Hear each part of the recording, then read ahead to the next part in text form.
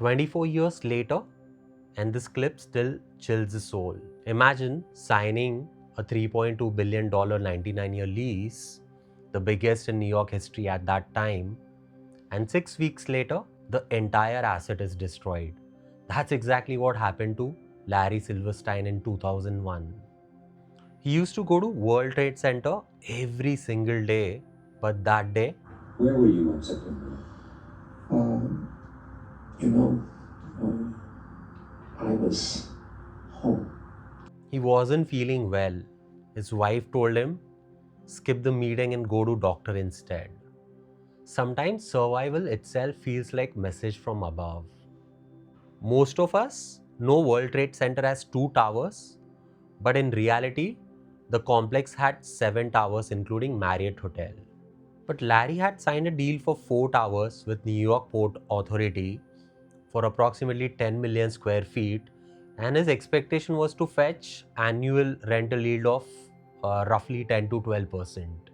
Back in 2001, rental yield for A-grade commercial spaces in downtown Manhattan average around $45 to $50 per square foot, slightly lower than Midtown because they were commanding $60 per square foot because of new glass facade buildings. And WTC was also losing its charm because it had become approximately 30 years old kind of a building. These 4 towers were insured for $3.55 billion. After the attack, insurance company said this was one terrorist attack, so we'll pay for one claim, which is $3.55 billion. Larry's lawyers argued 2 planes hit 2 towers at different time. So ideally it is 2 separate events. So we should get the claim of $7.1 billion and not $3.55 billion. But finally, after the long battle of 6 years, it got settled at $4.55 billion, the largest insurance claim in the history, at least at that time.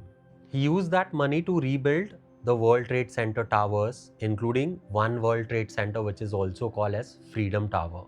In business, we calculate risk, but life, it plays on another balance sheet.